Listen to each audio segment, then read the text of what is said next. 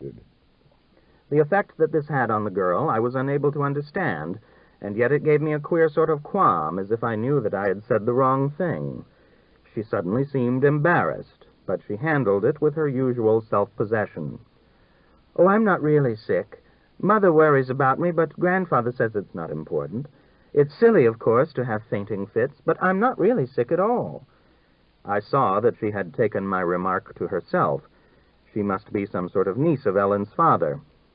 "Well, I hope," I said, "that everybody's better."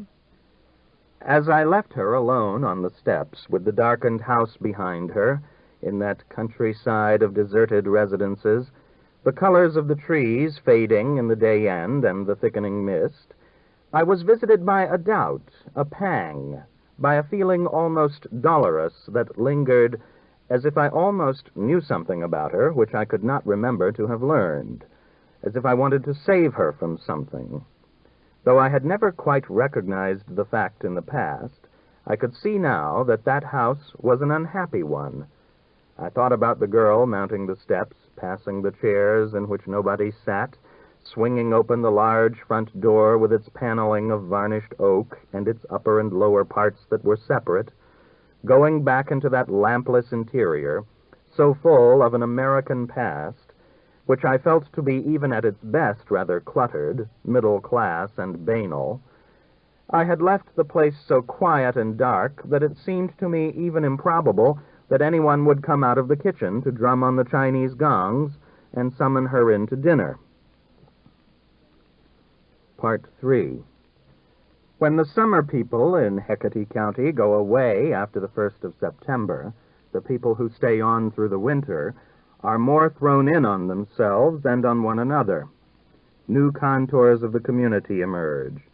You distinguish a new scale of values. You gradually become interested in neighbors of whom you would never have seen anything at the time when there was more going on, and you meditate on the lives of persons who mean absolutely nothing to you. I brooded a good deal on Ellen.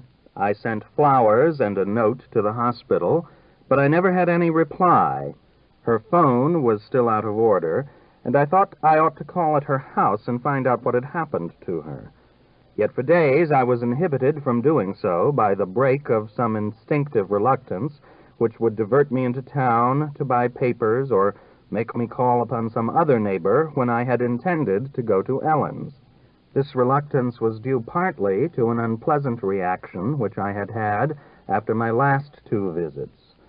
One of the symptoms of certain neurotic states is an irrational drop of morale, a depression that may suddenly descend on you and absolutely flatten you out from some stimulus that seems irrelevant or trifling, a passing sarcasm in conversation directed at someone else, a child ducking a cat in the gutter, a memory drifting into your head of something clumsy you once did in your childhood.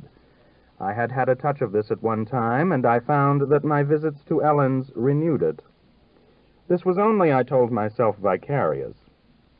I was merely being affected accidentally by things that in reality were others, but it was enough to give me disagreeable sinkings, living as I then did alone, in the evening, or even the next afternoon after I had been at Vallombrosa with Ellen. It was a revival of my old morbidity, but it took a peculiar turn. I would feel suddenly after lunch or dinner that living in the country was hopeless, that I had no communication with other people, and that nothing I was doing meant anything. Yet on the other hand, I could not see any hope in living in the city or traveling. I knew what human beings were. They might be more or less picturesque in their various environments and climates, and to the young this was a source of excitement. But to me, on the verge of 30, it was desolatingly, incontrovertibly evident that people under any conditions were the same wry, pathetic freaks. And why should I go to the trouble of moving about among them in order to observe the shapes which their defects and distortions could take? I had had something like this feeling before, though the emphasis on deformity, I believed, was new. But in the past it had led to an impulse which was vaguely directed toward suicide. Now the impulse was aimed at an act that would be absolutely immediate and definite, to go back to Ellen's house.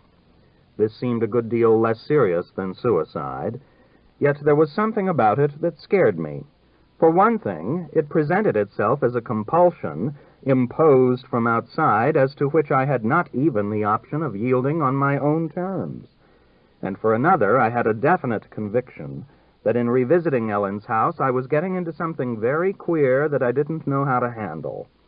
I did my best to resist this compulsion, and I did not allow myself to go till the impulse was no longer felt as morbid, and I could put it to myself that I was merely dropping in to inquire about the illness of a friend. But nevertheless, I went. I could only choose one way. I did, however, semi-consciously make a point of going early in the afternoon, so that I should not have to be there at nightfall. I tried to insist to myself that I could not really be afraid, because the day itself was overcast and dull. Yet, when I entered the gates of Vallombrosa, the sky became suddenly clear. I looked up. It was almost cloudless.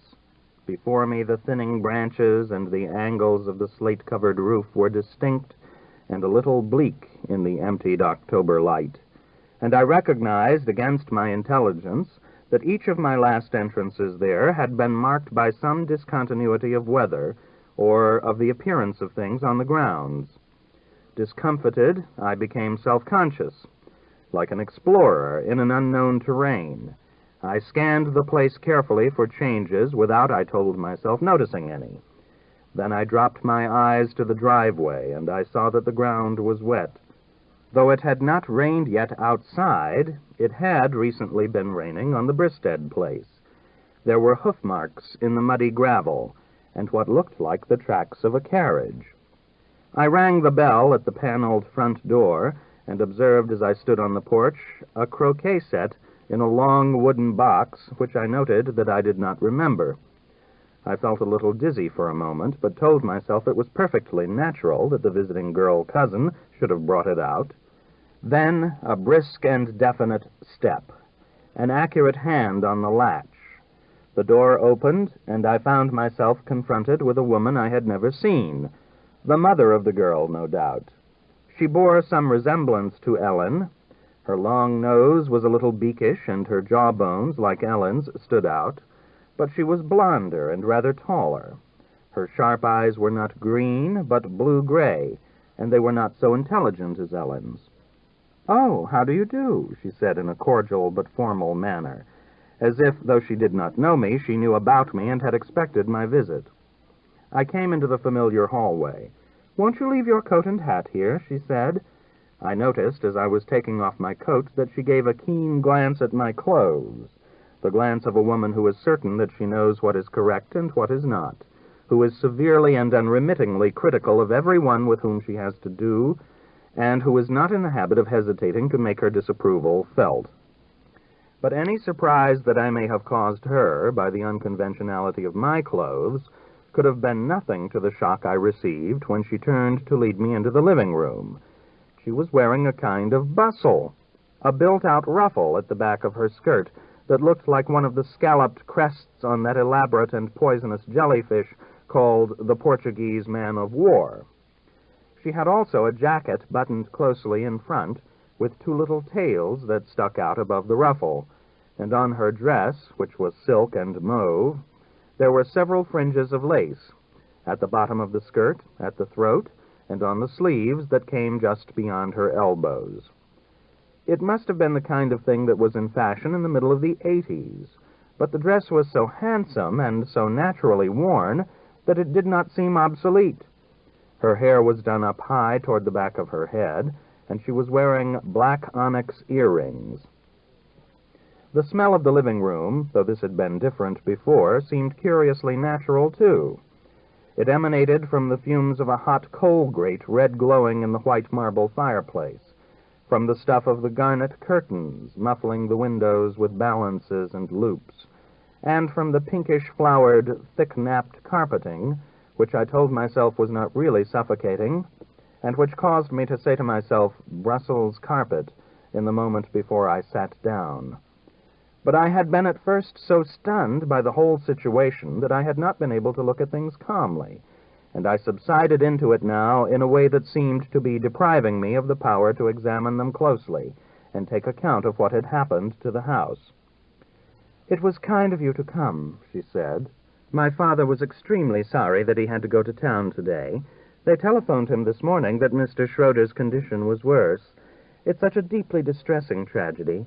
He was deceived by the people he trusted, and my father says the shock has almost killed him."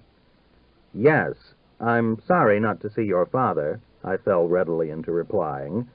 "He told me to tell you you would hear from him," she said, and immediately addressed herself to what was evidently the business before us. "I don't know how far he has described to you my symptoms." "Not in any great detail," I answered. I told myself, suddenly relieved at discovering a clue to the strange situation, that the woman was obviously insane, and that she was going to tell me about voices and about people who were working against her as they had against Mr. Schroeder. But instead, she began giving me a very precise, a positively clinical chronicle of fainting fits, spells of nausea, and convulsive internal pains. I presently grasped that she was pregnant, and in my rather light-headed embarrassment, I was about to ask her whether she were the mother of the girl I had seen the other day. But I pulled myself up at the realization that such a question would be out of character with the role I was allowing myself to assume, since the physician I was supposed to be would undoubtedly know about her children, and would probably not have been here when I had. Such a query, in fact, was impossible. I found that I was powerless to put it. I was powerless to say or do anything which would violate the logic of the scene. And now, with a beating of the heart, but inevitably and by clear recognition, I sank into the consciousness that the woman before me was Ellen's unfortunate mother, and that her father was old Dr. Bristead, and I knew, had already known, that it was Ellen herself in her girlhood whom I had seen on my previous visit. Ellen as she had been in her girlhood, and just before her mother's death, and that the Ellen I had met on the visit before had been Ellen at some time in her 20s, when she had just come back from Paris. And now here was her mother, a young woman, I saw it perfectly, just before Ellen's birth. As the picture became clear in my mind, I stiffened and sat perfectly still. I was kept tense by the anxiety to follow her, to say something that played in with the story.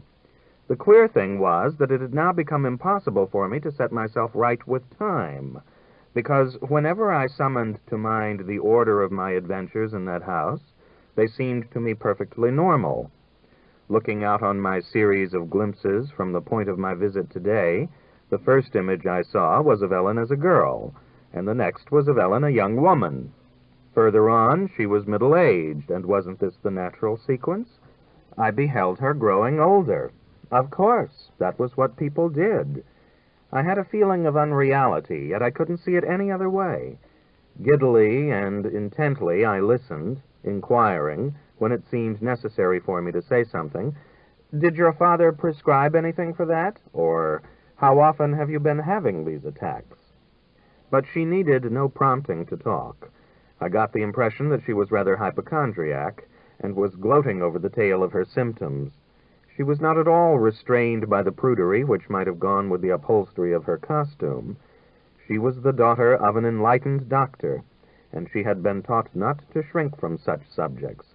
Though she was dignified and restrained in the extreme, the very patient objectivity and exactitude with which she described her disorders somehow made demands on the hearer for astonishment and commiseration, and I found myself evincing in my expression and tone a graver and graver concern. "I dare say," she continued, "that my condition has been aggravated by the domestic situation. I suppose my father has spoken to you about it?" "A little," I replied. I was remembering what Ellen had told me about her parents. "I don't know," she went on with pretended detachment, but deadly masochistic hatefulness, "whether a normal parturition is possible under circumstances of that kind. Continual scenes that are deeply disturbing to a person in my condition, and the uncertainty every night as to whether my husband is coming home." "Can't you stay down here?" I suggested. "I don't want to stay longer than 2 or 3 days. I'm afraid of what might happen to him without me.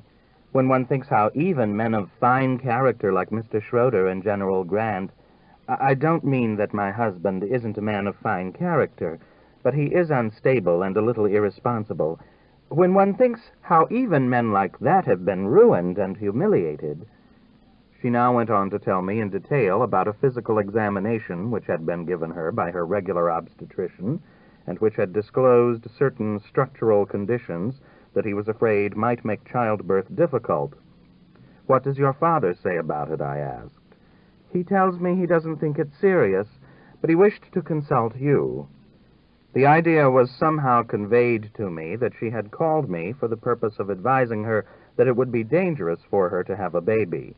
Not, I thought, that she wouldn't go through with it, but she wanted to make her husband suffer by continual complaint and reproach. I felt that I must bite off the interview and escape from that disquieting house.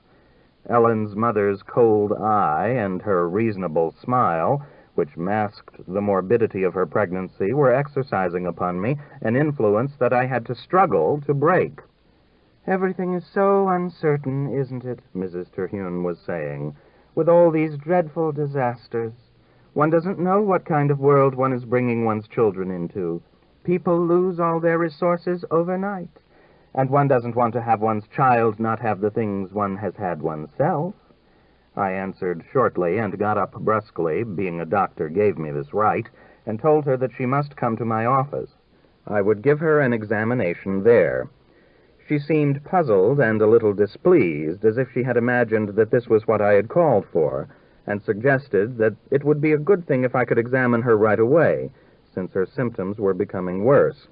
"I'll phone you tomorrow," I said, then feared I had slipped in my role. They had certainly had telephones then, or now, but had they talked about phoning people? I was frightened for a second, then fortified by the thought that my instinct had kept me straight. I was still in the actual world. I almost smiled at the joke, but the woman would not allow it. She looked at me gravely, as if she were a trifle dismayed, and even not quite sure what I meant, and I saw that she thought I had been speaking of some unfamiliar clinical technique. I seized the occasion to shake hands and say goodbye in a reassuring manner, and get out of the house and outside the grounds. All the way down the drive, however, I had the illusion that her insistence was attached to me, lengthening out like a rubber band, whose pull I felt growing stiffer as it was thinner and thinner drawn. At the gate I hoped the pull would snap, but I awaited the moment with a fear that it might not after all bring relief. It was as if I were cheating on some perverse obligation, leaving unfinished some ugly task. Whatever I was leaving behind me, and I did not know quite what it was, I was definitely involved in that thing. I woke up in the night in a panic, a seizure of horror and disgust which had projected itself in a nightmare. I had thought I was in the hallway of Ellen's house, struggling with the tromba marina, which I was trying to carry upstairs. It would catch in the mahogany-stained banisters in such a way that it was difficult to extricate, or it would get between my legs and cause me to fall on all fours on the heavily carpeted stairs. And this was all bound up in some way with the naked Canova Hebe, which I had noted the day before in the hallway, though Ellen had always kept it in a museum-like reception room. The statue in the dream, I decided, had represented some ideal of 19th century womanhood, symmetrical, smooth, and chaste, to which my clumsy mishaps with the obsolete instruments were somehow an impious affront. But then the thing took a sinister turn. I had the bow of the tromba marina, and I was trying to do something damaging to a modern violin. Instead of using it to draw forth music, I was jabbing it into the F-holes. I was compelled to do this, but whenever I did, Mrs. Terhune would shriek out in a way that I felt was overdone and malicious. It was all, as a matter of fact, prearranged, yet which nonetheless convicted me of hideous guilt. I turned on the light to make sure that that woman was not with me there, and as I looked at my green-stained woodwork and my rough-finished plastered walls, of which the fine, leaded folding windows opened right on the trees and the grass, I was aware that a revelation had been pushing to the surface through sleep.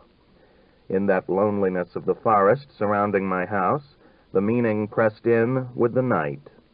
What the woman really wished me to do was to declare her unfit to have a baby and to recommend a legal abortion. She wanted to spite her husband, the child that was to be, life itself. But why? I couldn't understand her. Was she human or a specter of nightmare? She was real in the sense that I had seen her, with her horrible, well-cut mauve dress and her cold and shallow eyes, and that I could not get her out of my head. But in the dream there was somebody behind her. She emanated from somebody else. At the moment just before she began to scream, it had seemed to me that her eyes were bright green, alive with intellect, and glaring not in hypocritical agony, but in fixed and unforgiving condemnation.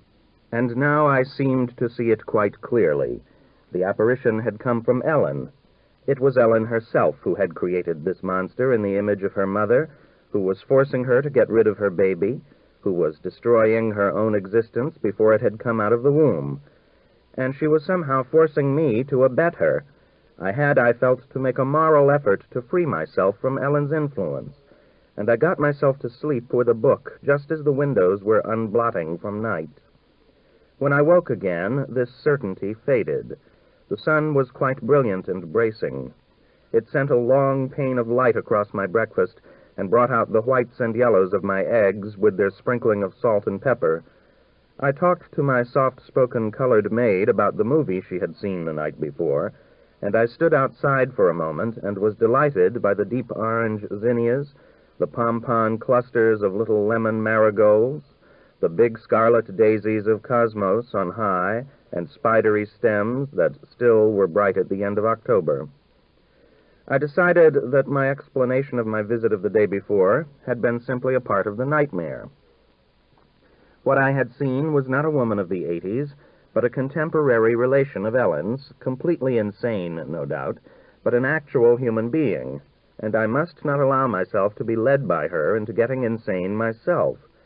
I expelled the whole thing from my mind, read the papers, wrote several letters, and contemplated a trip to the city. I needed the city, I felt.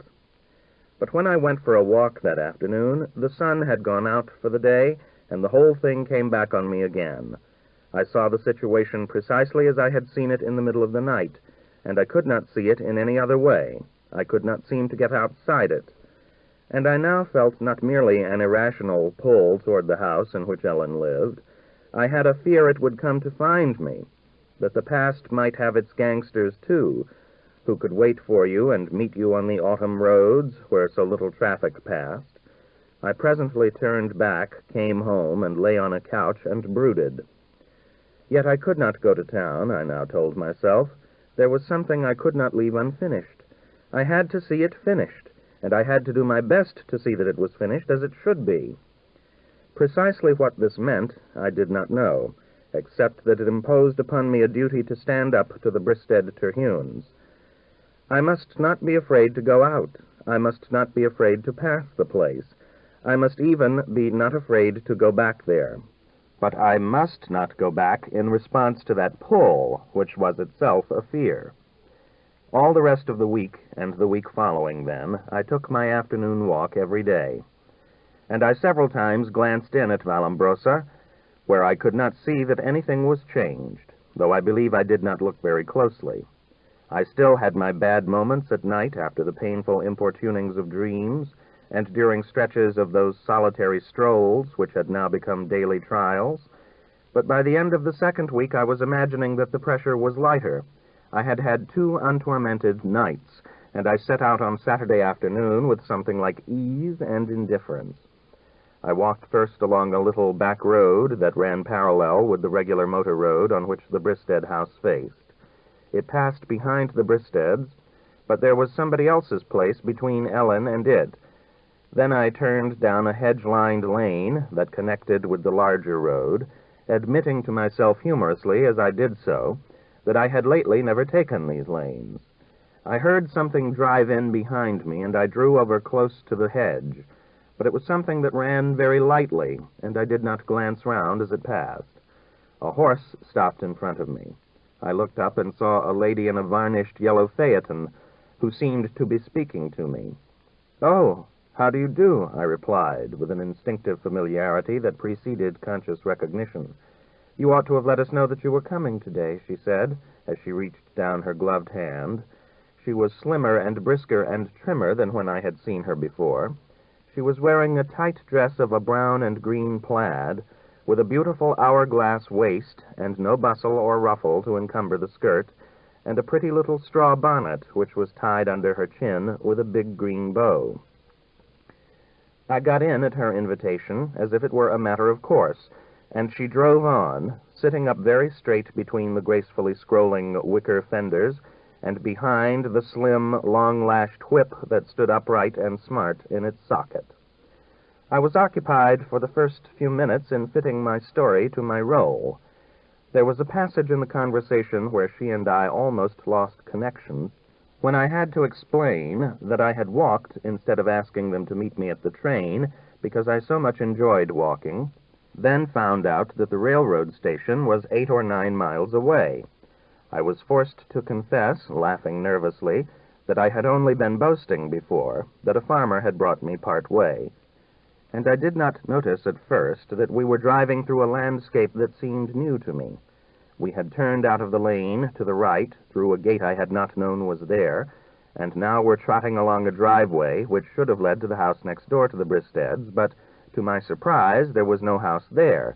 Instead of a house, there was a wide expanse of lawn, unbroken by a hedge or fence, through which the long drive made a curve.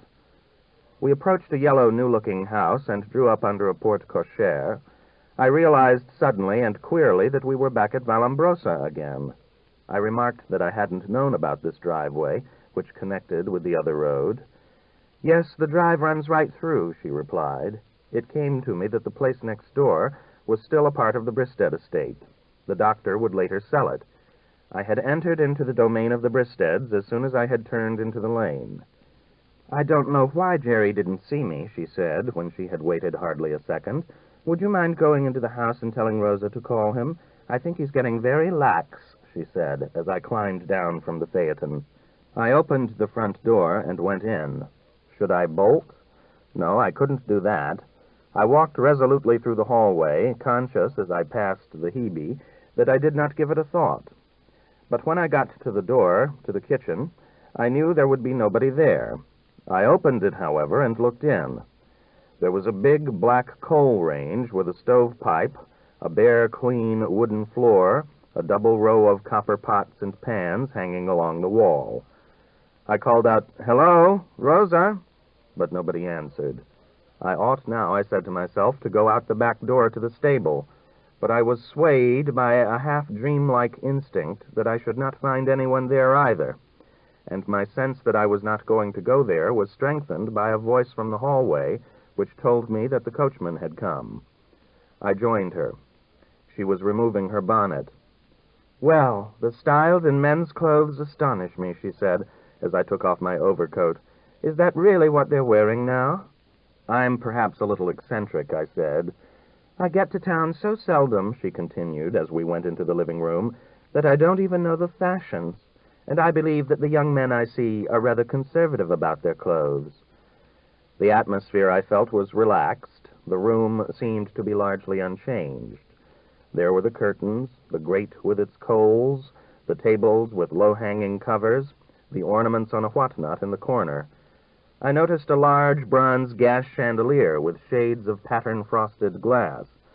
I must have scrutinized these objects rather curiously, because she glanced toward a group of swords and sabers, hung up so as to form a design, at which she evidently thought I was looking, and explained, "Those are Oriental weapons. I don't think they have any place here, but Papa seems to consider them decorative. I tell him he ought to build a small armory. Do sit down. Take that comfortable chair." I questioned her, still standing for a moment, about the various kinds of weapons, but she wasn't quite sure what they were, and was obviously impatient with them. There was some matter that she wanted to get on to, so I finally took the comfortable chair. "I should like to talk to you quite frankly about something," she began, almost as soon as we were seated, "and I want you to advise me frankly. You're the closest friend now that we have. though it's been such a long time since we've seen you. I was then an old family friend. I have no brothers or uncles to turn to, as most women have. I have nobody in the world but Papa, and you know how prejudiced he is about so many things, and how obstinately he sticks to his prejudices. I know that I can say that to you because you know that I love and admire him more than anyone else in the world, but, well, you know how sure he is about everything." I nodded and smiled in concurrence.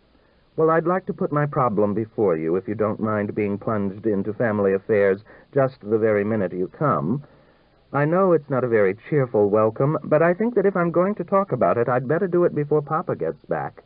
You know that he doesn't give people much chance to express opinions different from his own. Well, here is my problem, quite baldly. A young man has asked me to marry him." "And your father doesn't approve of him?" I put in, a little more at ease in the new situation than I had been in the role of physician. "And Papa doesn't approve of him at all. In fact, he's violently opposed to my marrying him, and you know how he is when he's opposed to anything. He's even making it difficult now for Fred to come to the house." The young man then, I had felt I had known it already, was Ellen's father, Fred Terhune, and this was Ellen's mother, younger than when I had seen her before, and not yet come to a decision about marrying him. "Why does he object to this young man?" I asked. "It's simply that he's in Wall Street," she answered. "I think that his attitude is very unreasonable. The financiers have done so much for this country, and it's ridiculous to pretend that they're not as good as our best. Mr. Morgan, for example, who has just as much taste as Papa and is making such a wonderful collection. It isn't as if he were in business. Fred's family are Terhune brothers, the bankers, and his position is perfectly unexceptionable. I am sure that his character is sound.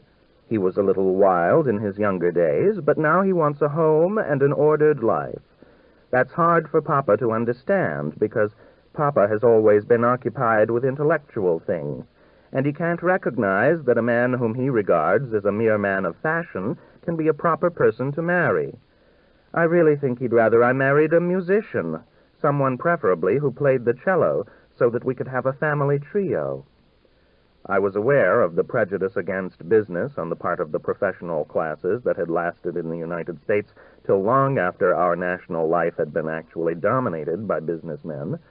But this prejudice, I thought, as a rule, had not been extended to bankers, and I put down the doctor's opposition to distrust of the particular young man, or to some special and personal crankiness. But she went on to indicate another cause, which I guessed to be fundamental. "Of course, I understand, too, that Papa has been lonely since Mama's death, and that he doesn't want to have me leave him. But after all, Papa has so many resources, his work and his music and his collections and his chess, and I can't go on like this forever. He doesn't understand that if I don't get married now, I may be left alone myself. And Fred needs me, too. He's told me so with all the feeling of which anyone is capable, and I can see that his bachelor life is beginning to do him harm. Now, please tell me frankly and sincerely what you think I ought to do. Shall I just go ahead and marry Fred in spite of Papa's opposition? I feel that he's perfectly capable of refusing to give me anything and never having anything to do with me again. But if I do as Papa wants, I'll feel that I'm betraying Fred's trust in me. Now, how would you advise me to act?" This, then, was an earlier turning point, another moment to determine the future. And again there was the curious effort to put off the decision on me. This plea of Miss Bristed's, who I gathered was now in her latish 20s, reminded me of Ellen's appeal, at the time I had seen her in her girlhood, that I should put in a word with her grandfather to have her sent away to school. And I had now a very clear conviction of something that I had only felt without figuring it to myself before. That Dr. Bristed was an egregious old egoist, selfish in his relations with his family, and oppressive in his opinionated omniscience. The daughter, too, in her turn, would want to get away from Dr. Bristed, and she would certainly have sympathized with her mother. I sympathized with her myself.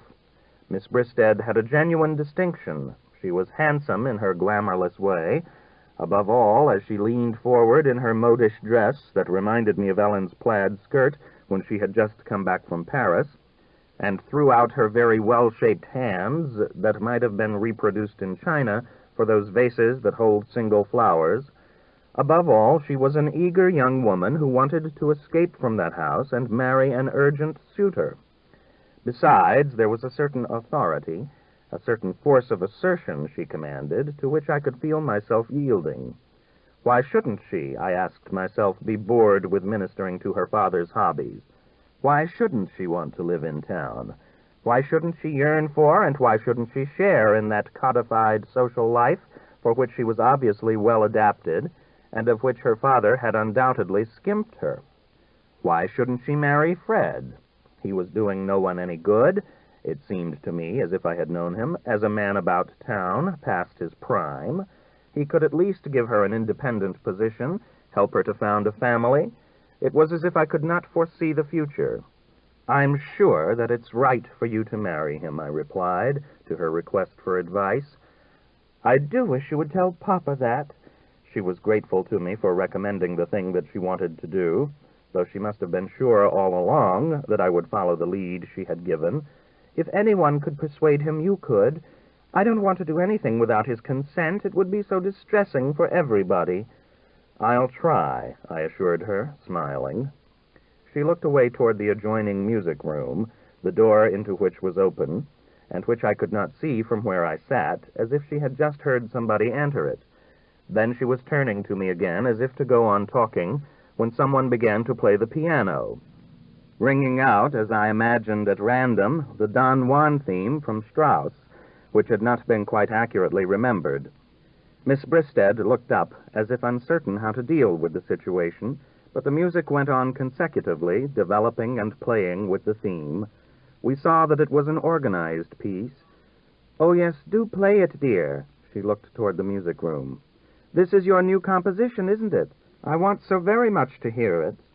She leaned over and said to me in a lowered voice, which was, however, it seemed to me quite loud enough to carry clearly into the next room, "Our guest is playing something of her own. I hope you don't mind. It may not be very wonderful, and I don't think the middle of the afternoon is quite the best time to listen to music. Do you? But I don't want to stop her now that she's started. I wasn't sure whether she was going to be here, and I hope she won't be in our way." I nodded and gestured with my hand, so that she would be still and I could listen to the music. It was amusing and very adroit. The composer had taken an echo of the blare of the Don Juan theme and subjected it to all kinds of transformations. After stating it at first in its full exultation, she had gone on to break its pace and to reduce it to a wavering whimper. Against this appeared a steadier theme, sober, distinct, and insistent, which began by going along with Don Juan in a fairly orderly manner, but ended by getting at odds with him in a jagged amalgamation that seemed to be jamming the movement. Miss Bristed gave me a look of ironic, disapproving amazement when these cacophonies began to sound. She had listened before that rather thoughtfully, as if she did not know quite how to take it, with her cheek leaned against her fine fingers, and her face partly turned toward the door. But now, as the music appeared to her to be getting more and more insane, she coughed toward me a dry little laugh, as if it might all be supposed to be funny, and slightly shifted her pensive pose, self-consciously and pleasantly smiling. Don Juan had the last word of the contest that went on in the music, but in a triumph that verged, I thought, on the trashy. The whole thing had reminded me of Sigismund, who so loved to exploit the Strauss tone poem, identifying himself with the hero and bringing down the house. "I don't know what you want to do to our ears," said Miss Bristed in the direction of the doorway. "That certainly doesn't lack vivacity, but it does sound a little like a couple of children letting chopsticks run away with them." There was no answer from the other room. After a moment, the piano began again. Miss Bristed faintly raised her eyebrows at the pianist's bizarre rudeness, for this person, whom I could not see, had offered neither announcement nor excuse, and again became silent. And now, almost without astonishment, I recognized the slow movement of the sonata that Ellen had played me in August. Yes, I heard unmistakably that theme, that sullen, immovable impediment which had worried me so at the time, and of which I had felt a premonition in the music of Ellen's youth. I looked up toward the door with interest, and Miss Bristed shot me a glance and threw out her hands in a gesture of, "Well, I give it up." How horrible Ellen's harmonies must sound to her mother, I thought. They must be 40 or 50 years beyond her. I smiled faintly and nodded curtly, and thereafter kept clear of her eye. I listened to the music with attention. It was not now so thudding and stunning. She had worked out devices to vary it so that it no longer made one nervous with the fear that she was simply getting stuck, and yet she had kept the effect of monotony. Daring and disconcerting though it was, I saw that it would be ultimately successful. Certainly Ellen was an admirable musician. When again there was a pause for a moment, Miss Bristed sat and looked at her lap, but quickly she returned to the charge. "I suppose," she said humorously to the doorway, "that the first section represented Baby when he was just beginning to bang, and that the second is called Five-Finger Exercises." The piano picked up when the space had been made. I listened for this movement with excitement. It began with the theme of obstruction again, and though this had been sharpened and speeded up, I felt at first rather disappointed. In a moment I was almost terrified. The 4 notes which had not let her move now in their way became hysterically insistent. The thing seemed to be getting out of hand, and was beginning to sound absolutely hellish, a shrieking of desperation, and the horror of the nightmare came back on me. Miss Bristed got up and coughed slightly and went out through the door into the hall as if she had to speak to the maid, but at the same time desired definitely to indicate that she was done with the music. I continued to listen, and there crept upon me a dark apprehension like that of those days when I had dreaded to come to the house. The piano seemed to be carrying me, like the panic of my dreams, to some bad, unintelligible goal. The awful accelerated movement had passed from the negative of inertia to a frenzied, destructive denial.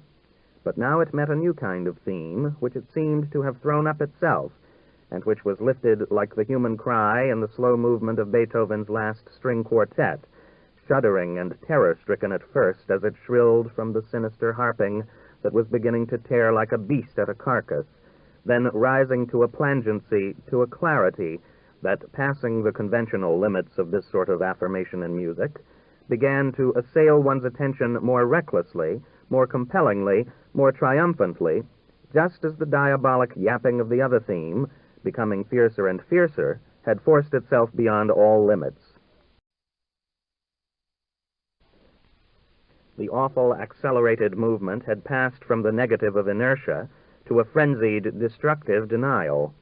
But now it met a new kind of theme, which it seemed to have thrown up itself, and which was lifted like the human cry in the slow movement of Beethoven's last string quartet, shuddering and terror-stricken at first as it shrilled from the sinister harping that was beginning to tear like a beast at a carcass, then rising to a plangency, to a clarity, that, passing the conventional limits of this sort of affirmation in music, began to assail one's attention more recklessly, more compellingly, more triumphantly, just as the diabolic yapping of the other theme, becoming fiercer and fiercer, had forced itself beyond all limits. This cry, itself now reiterated, not only wrecked the bounds of the conventional, it seemed even to escape from the probable, anguished, appealing, pitying, recognizing all human discrepancy, debasement, self-disgust, and self-accusal of the individual who knows his own nature, and who yet cannot undo what he is.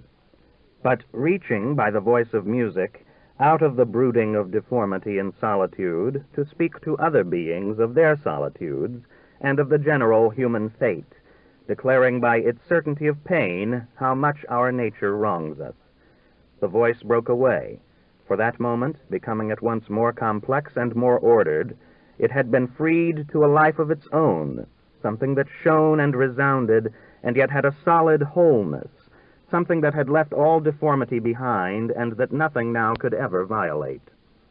Miss Bristed came back into the room, just as the final statement was struck, pulling up perhaps a little short of the development one might have expected, and yet perfectly making its point. "That was immensely interesting," she said to the person in the music room. "It must be extremely fatiguing playing such violent music." She sat down beside me on the couch and remarked in her inadequately lowered voice, I don't think our friend in the next room has discovered the use of the soft pedal yet, as well as a number of other things.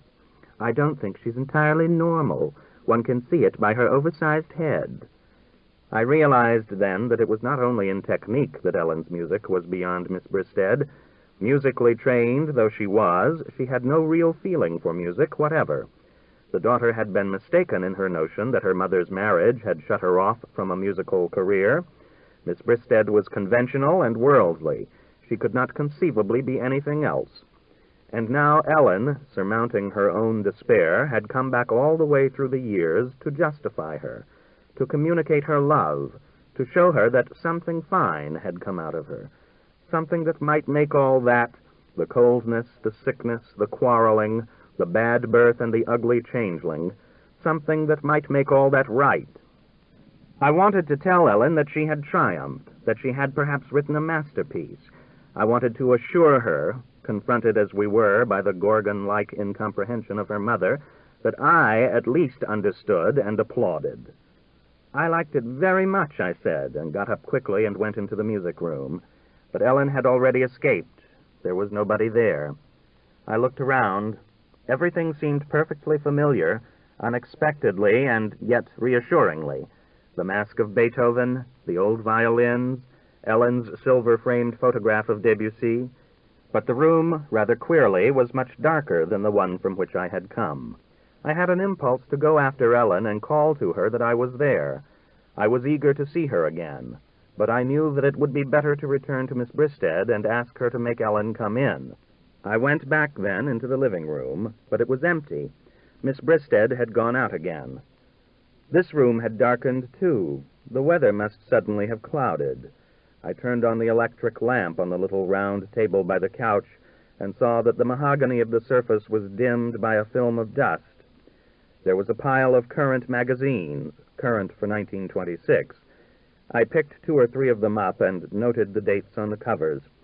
Then I looked about the room. There it was, just as I had seen it in August. All the shades were drawn. I picked up from another table a vase of faded flowers and got a whiff of a foul stink. They were gladioluses, withered to a crisp yellow thinness. On the mantel were the shrunk mummies of dahlias. The house had been shut up in haste. The flowers had been forgotten. I found my hat and coat in the hall, but the big front door was fast locked. I came back into the living room, threw up one of the front windows, and stepped out onto the dark porch, where I saw that it had just been raining. I did not fear that Miss Bristed would catch me. I knew there was nobody there. The next day, I read in the paper that Ellen Terhune had died. She had gone, it turned out, to the city the night of my visit in August. She had taken a little suite, registering under her maiden name, in a little old hotel in the West 50s, which was frequented by musical people, and where you could have a piano in your room. She had apparently made efforts to compose during the first 2 or 3 weeks she had been there, but later she would be found by the chambermaid, lying on the couch or the bed in what seemed to be a kind of stupor, and the management became aware that she was never going out and not eating. They had decided that she was suffering from the sleeping sickness and got a doctor in. But Ellen had then revived and explained that she had come for a rest and did not want to be annoyed, and sent the doctor about his business. She now reassured the hotel people by directing that a breakfast with 2 pots of coffee should be brought to her every morning. And she was heard at the piano again, pounding the same thing over and over in a way that made them fear she had gone insane. In the evening she would leave the hotel, but they did not know where she went. One day, however, she had not got up, but had stayed in bed till afternoon, and the maid had not been able to do the rooms. It was the day of my last call in the country, and at what must have been the same hour that I was listening to the playing of the sonata, the maid heard the piano and knocked. She had just started work on the bedroom when Ellen stopped and came in and put on her things to go out. She was tense, and her hands, which had been strained over the keys, had difficulty adjusting themselves to manage her coat and hat. The chambermaid tried to help her, but Ellen paid no attention. She went out quickly and rang for the elevator.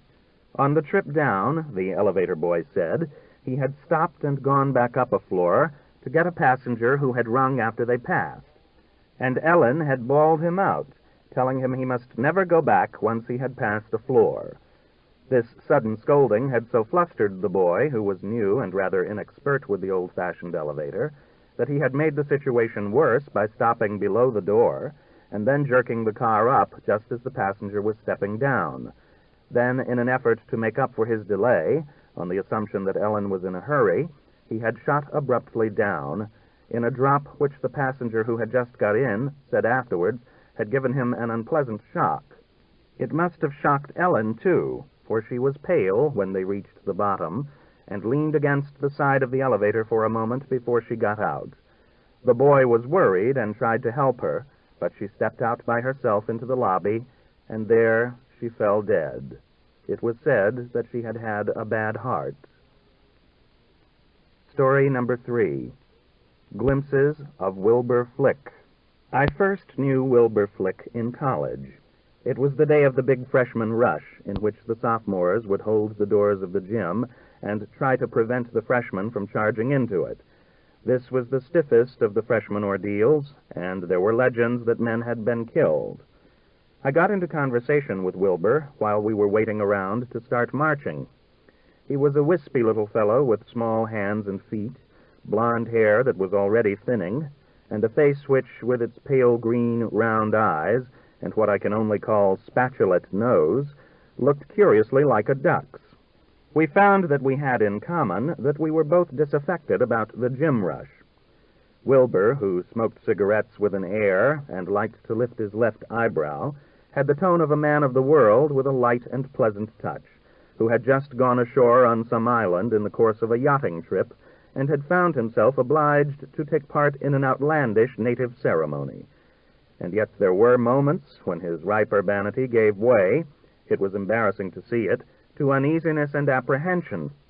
He complained of the wetness of the day and of the time it took the leaders to get going, as if our class were a hotel or a theater, where the management was responsible for your comfort.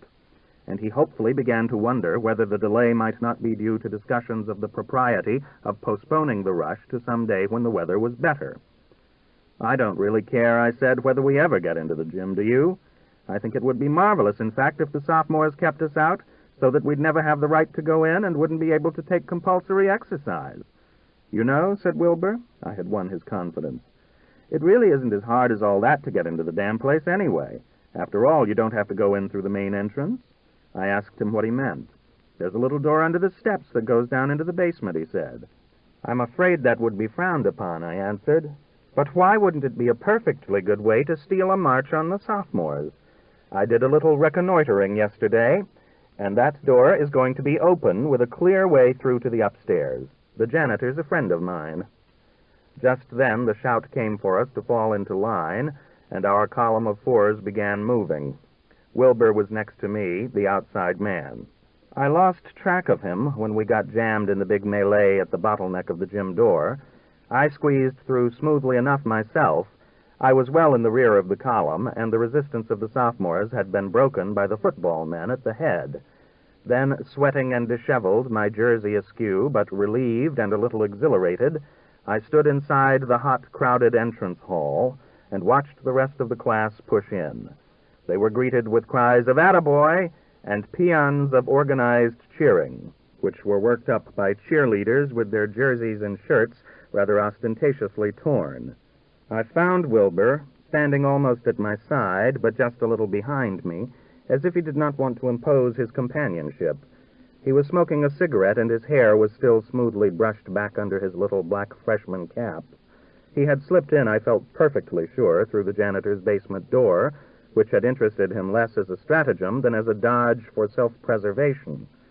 He must have been very quick and sly. "Why not come up to my diggings for a drink?" he suggested, as we walked out of the glaring gym into the muddy autumn gloom of the campus, after decently taking part in the cheering and the singing of the college anthem that wound up the afternoon's ritual. Why not come up to my diggings was not the way we talked at college, but I was curious about him and went. I was mystified when he took me to the local inn, till I found that he actually lived there, in a suite which must have been their most splendid. He was evasive when I expressed surprise and said that he had applied too late to get anything satisfactory in the dormitories. And one might as well be comfortable. What? I can't stand to use a shower room with other people. It was queer to come into that fancy apartment in the black jerseys and corduroy pants that were then the required costume for freshmen. I had been living in the college microcosm, and suffering severely from the strain imposed by the pressure of the social code and my anxiety to distinguish myself. And now, suddenly, all this seemed lifted. It was as if I had gone to town for a vacation. He phoned downstairs for cocktails, which startled me, since we were not allowed to drink in our rooms, then announced that he was going to change, and disappeared into the bedroom.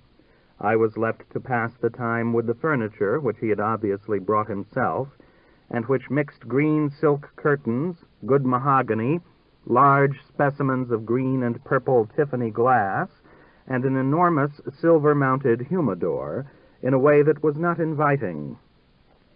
I examined the books behind the panes of a handsome 18th-century escritoire, and saw a Rubaiyat, the works of Oscar Wilde in gold and purple morocco, and a complete set of Surtees's hunting books in an almost equally magnificent binding.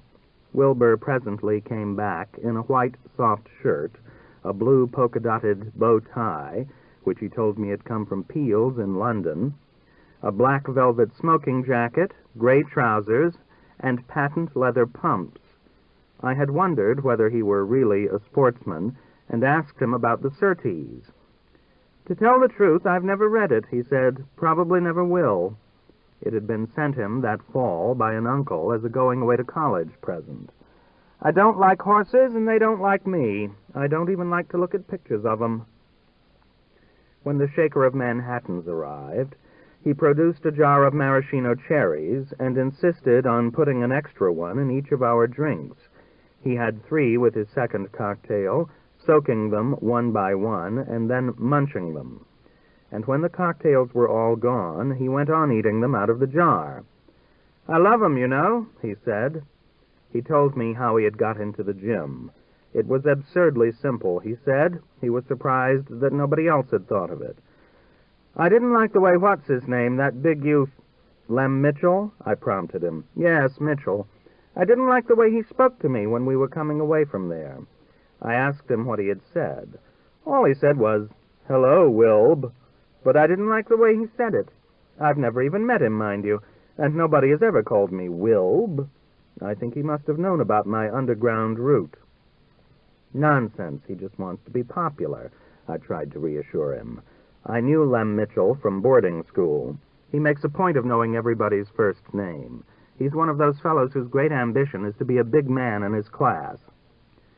"I suppose it wasn't exactly cricket," Wilbur continued his soliloquy. He had not taken in what I said, as he had really no notion of the existence of anyone except himself. "But the whole thing's just too kiddish. My uncle writes me that he wants me to go in for all the experiences of college life. But I believe in choosing your experiences. Experience, as a rule, is just the name that people give their mistakes, what?" He lifted his left eyebrow. I saw that he had read the Wilde. "Fencing, I don't mind. You have your rules, and you don't have to maim one another. I used to fence with a little French kid, and I almost always won. But what sense is there in a brawl like this? What, for heaven's sake, does it prove? Absolutely nothing. What? I went in through the basement. You went in through the door. Neither one of us wanted to go to the gym. We're just a couple of damn fools, aren't we? What?" I was one of the only people at college who ever saw anything of Wilbur, or who ever liked him at all. He was at least outside the college conventions, something for which I sneakingly envied him, and not ashamed of his tastes, and my visits to his sybaritic suite relieved my freshman tension. His grandfather had been the founder of a big baking powder fortune, and Wilbur, who was an orphan and an only child, must have been in line for $1 million. The family seemed to have come from Denver, but were now enjoying their money in the sun of Southern California. Wilbur had spent part of his childhood on the ranch of a California uncle, for whom he did not care very much, and most of the rest traveling in Europe with a tutor. He never had any connection with the other rich boys in the class because he had neither been to their schools nor belonged to their social circles. He was at once given the nickname Ducky, and it was soon pointed out by someone that he looked more like a decoy than a real duck, so that he was thus not merely consigned to the category of people too queer to know, but even excluded from humanity. When Wilbur appeared in the classroom, somebody would usually whisper something like, "Here comes the decoy," and as he was always from 5 to 15 minutes late, he attracted particular attention and always raised a laugh. This caused him to stay away when he could not get to class on time, with the result that he took too many cuts. When he did come, it was pitiful to see him. He had been taught entirely by tutors who must have humored him and helped him a good deal, and he was never able to answer a question. He would freeze rigid when his name was called, and then when the professor passed on, he would flush and whisper loudly to his neighbor, "Damn it, I knew that perfectly well. He might at least have given me a chance." He flunked out at the end of the year. I could not imagine he minded much, because college had never seemed real to him. But he said to me the last time I saw him, "They can't get over the way I beat the gym rush." The truth was that nobody but me had ever known anything about it. Part 2. I ran into him again later in New York, and used to see him off and on through the 20s. I occasionally went to his parties, and they were among the jumpiest of the period. You would start out after dinner by going to some play for which tickets were hard to get, and you would come in just at the end of the first act. During the second act, Wilbur, who was dazed with drinks, would keep saying, "Talky, it's talky, dragged out, it's draggy." And before the curtain had fallen, he would have us all out of the theater and on our way to a musical show of which we would catch the last numbers. When we stayed at his house, he would assail us with spasms of frantic showing off, which usually depended mainly on something he had just acquired. There were the toucans and Gila monsters, with which he would make very bold, bullying them and calling them old dear, but which were likely to bite him and get away. And there was also the collection of glassware. I thought it was characteristic of Wilbur that, in aiming to become a connoisseur, he should have gone in for a kind of rarity which is not easily distinguishable from rubbish. I didn't mind the carboys so much. They have a certain heroic amplitude, but the rolling pins made of glass, that used to be filled with cold water, as Wilbur would triumphantly explain.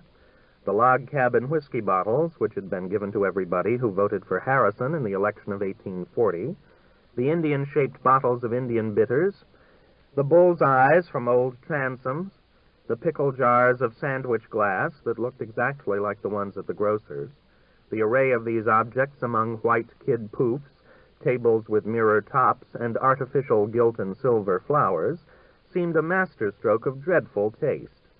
And Wilbur didn't even really know anything about old American glass himself. It was all bought for him by an agent. Then, inevitably, one had to watch films. You would start off with a Chaplin comedy or some primitive western of the silence, at which you were supposed to laugh. But what, before long, you were in for were pictures of Wilbur and his wife smirking at the camera over cocktails under a sun umbrella in the Bahamas, or ineptly tossing a surf ball on the beach at Waikiki.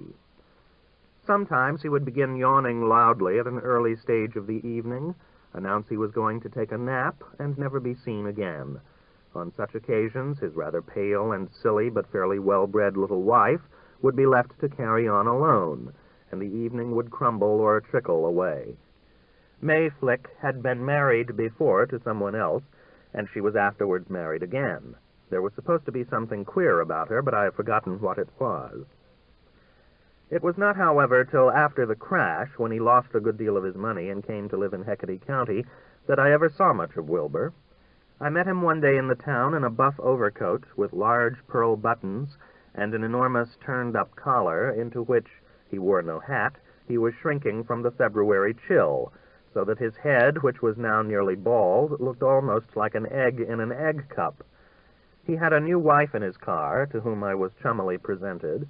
I thought he was glad to find an old acquaintance. This new wife seemed to me stronger than the previous one. She was a blonde Western girl with good square shoulders, who wasn't exactly plain-looking, though her complexion was rather dull, and her face, too, was rather square. She must have been well along toward 30 by the time she married Wilbur. He had known her from early visits to Denver. Her family had lost all their money, and Adele, left stranded in the West, had, I gathered, fixed upon Wilbur when he had had to go on to Denver to do something about his father's estate. She had then managed a trip to New York, and as Wilbur had been left rather limp and bemused by the breakup of his first marriage, had stepped into the vacancy quickly. Adele had never pretended to be at all in love with Wilbur, and as a result she made a pretty good job of him. He and May had quarreled like children, but Adele, when he would start his hysterical scenes, would manage to remain cool and brief, like an official taking care of a complaint. She succeeded to some extent also in getting the household under control. It had never made sense before, since Wilbur had never been able to keep a servant longer than a month or two. Adele would sit at the end of the dinner table, perfectly calm and confident, never embarrassed by Wilbur's absurdities, which she seemed to take for granted. She had at once assumed the role of a great lady, and a part of this role was sophistication. She evidently supposed that the behavior of Wilbur was simply a feature of one's life in the East when one occupied a certain position. She made this position and maintained it herself independently of social connections. She drank quite a lot, but slowly, long highball after long highball, and was one of those people who derive from drink a kind of intensification of dignity. As a chatelaine of Hecate County, she gave the Flick household a new stability and almost a kind of impressiveness.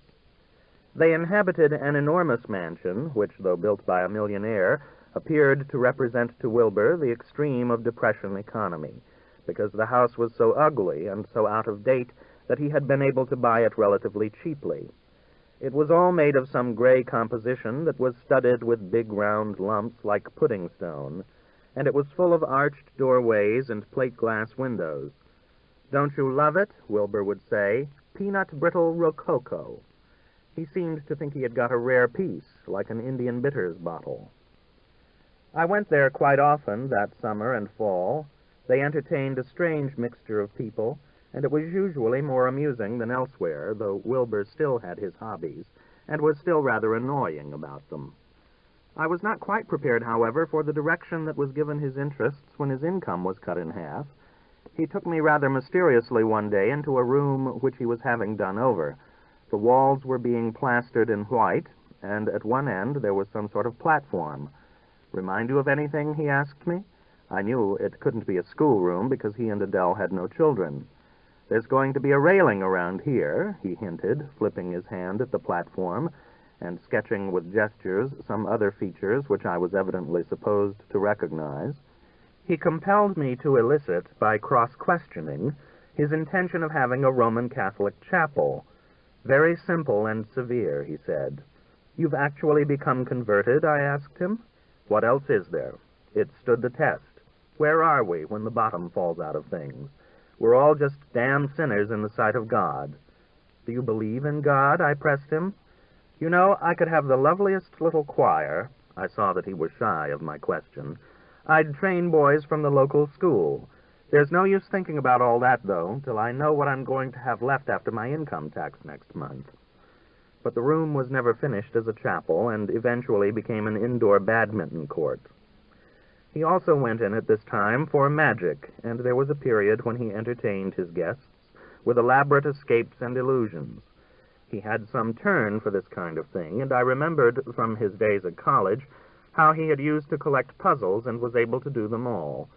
But he allowed his after-dinner drinking to confuse him in performing his tricks, and on one occasion his valet was obliged to come to the rescue when he had had himself handcuffed and locked in a trunk.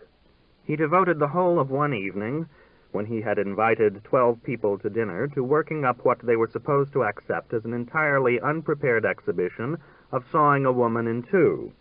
I had agreed to play the role of accomplice and turn the conversation to conjuring, and pretend to bet him $50 that he couldn't perform this feat. But a storytelling traveler who was present got to describing a banquet with the headhunters, and so carried away the conversation that I was unable to feed in my cues.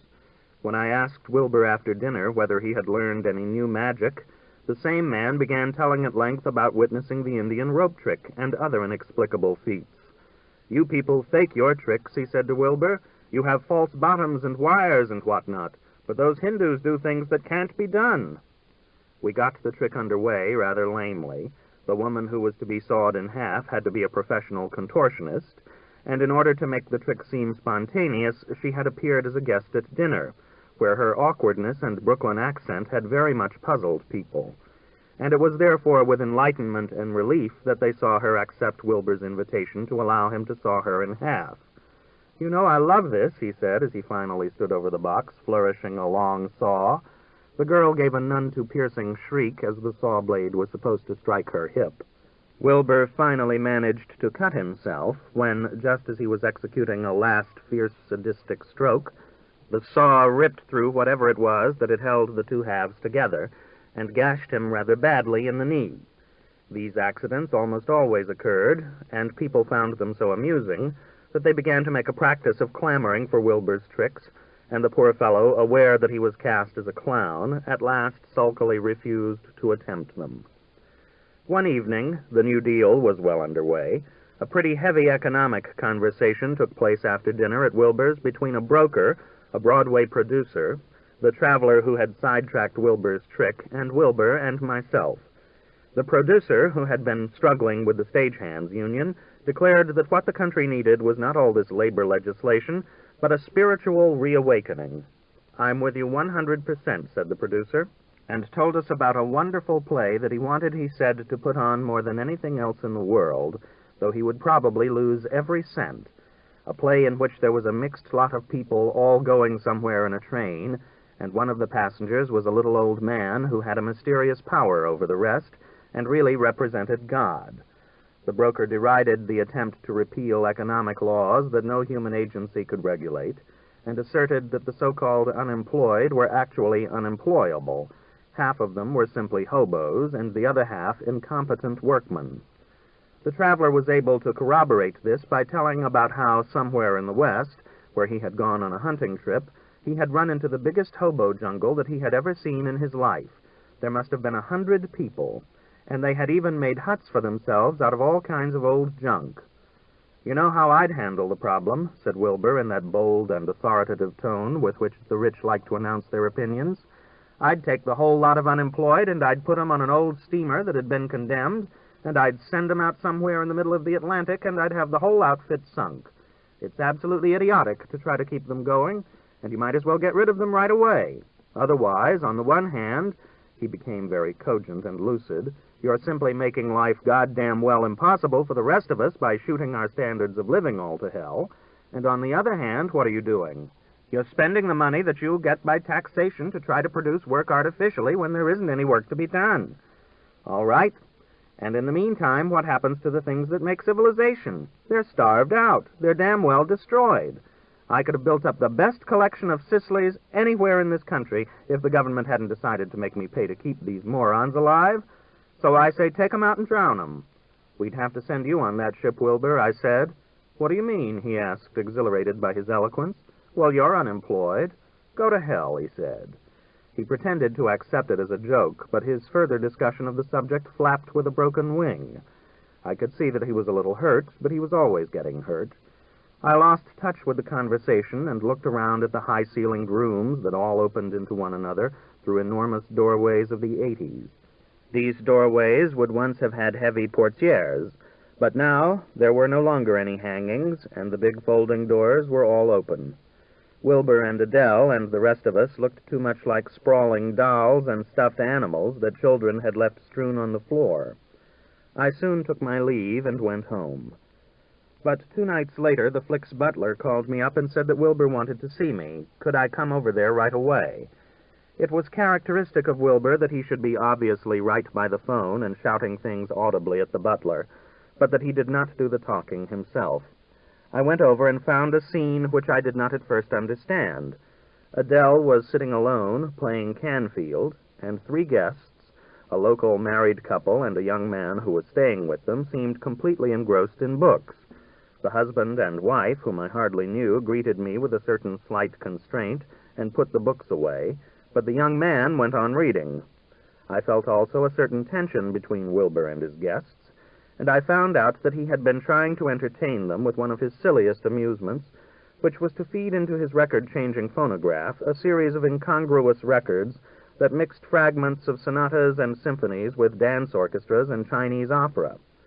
He was under the illusion that his arrangement of these gave the potpourri some sort of point, and he would watch his victims intently for signs of appreciation or shock. On the evening I speak of, however, the guests were not musical enough even to be annoyed by the performance. And as Wilbur had made the mistake of showing off to them earlier in the evening a collection of pornographic literature in elegant Morocco bindings, they had taken out the books and had begun to read almost as soon as the music started, and had completely forgotten Wilbur. There was something, forgetting Wilbur, which often happened at the Flicks parties, but which Wilbur would never forgive. He had sometimes revenged himself in the case of offending weekend visitors by sending them concocted telegrams insisting on their return to town, but this evening he had summoned me. With a pointed disregard of the other guests, he told me that he wanted to talk to me, and took me at once to his study. He ensconced me in an immense leather chair of the kind you fall asleep in clubs, with the apparatus for highballs at my elbow. He began by complaining of the bad taste of the guests. Mozart doesn't seem to mean a thing to them. Jesus, what an aristocratic soul that is. And if you sandwich Gershwin in between, you appreciate his infinite good breeding.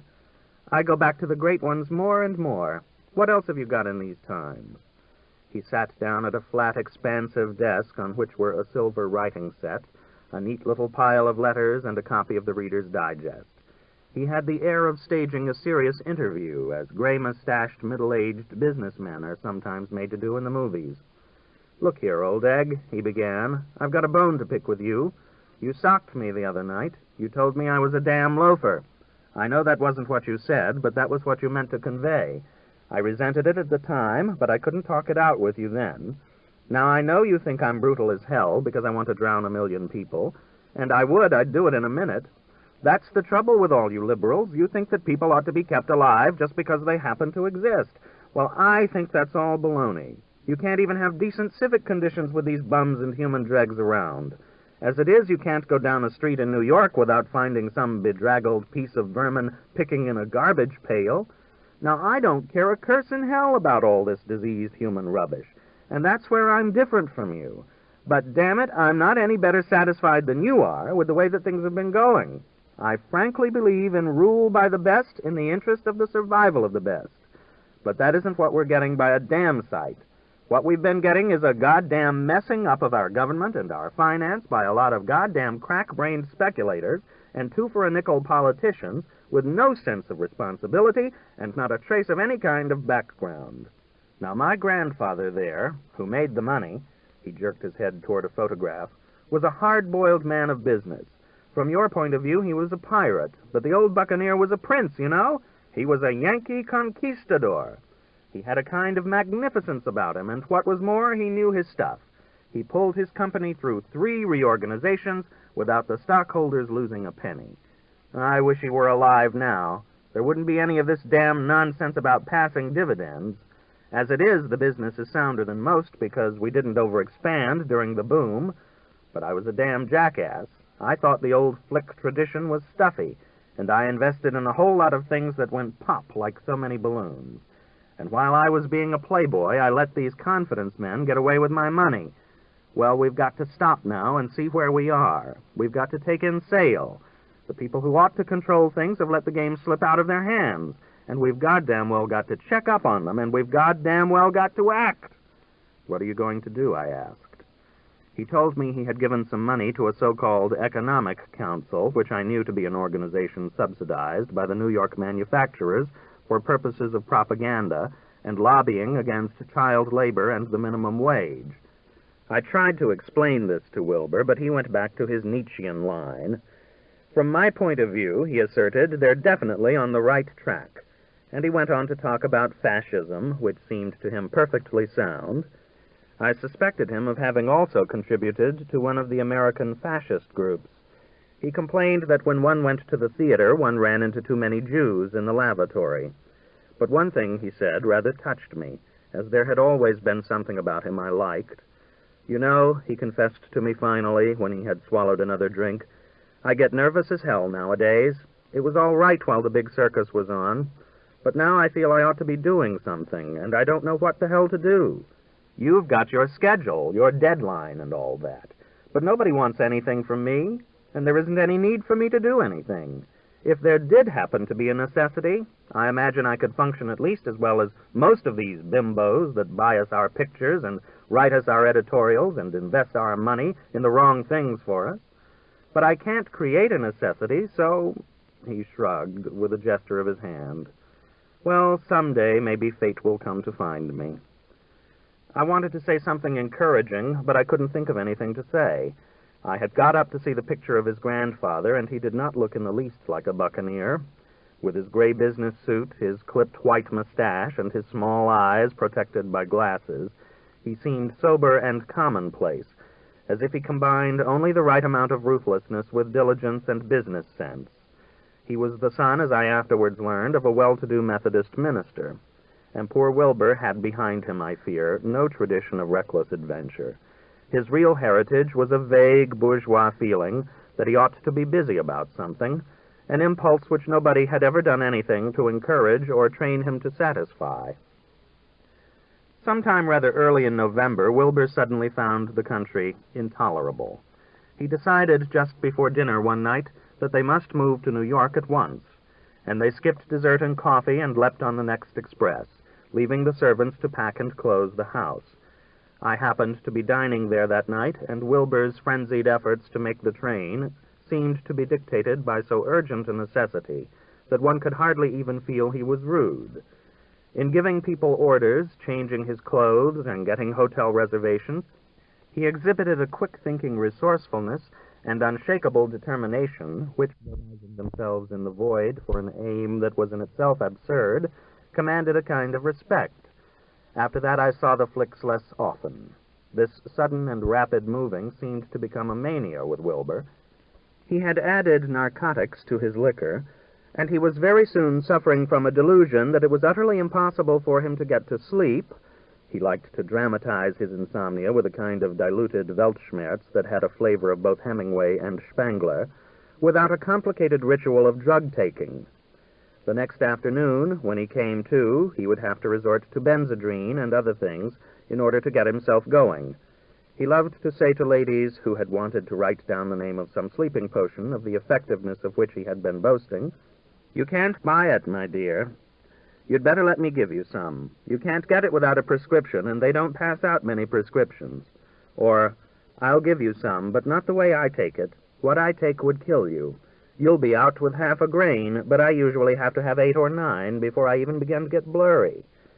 Adele had already, I was told, resorted to paying nocturnal calls on both the male and female guests, and now Wilbur slept in a room by himself and was always fully doped by midnight. It was said that his mad dashing about was being stimulated partly by an instinct to get away from Adele's lovers. He would travel to some distant place such as Mallorca or Mexico City, and then spend only a single night, coming back with a peevish account of the dirtiness and dullness of the country, and especially of the discourtesy of the people. I heard sometime in the middle 30s that he had been sent to a sanitarium. Part 3. That autumn, Adele called me up and said that she wanted to see me. I arranged to have dinner with her.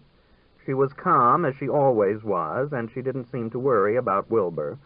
She behaved as if his total collapse were a natural incident of one's life, to be quietly accepted, like a hangover.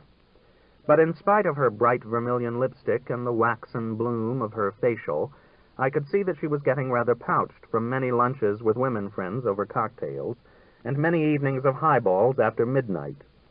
She told me that Wilbur wanted to see me, that he had spoken of me several times, declaring that I was the only person that he had ever been able to talk to seriously.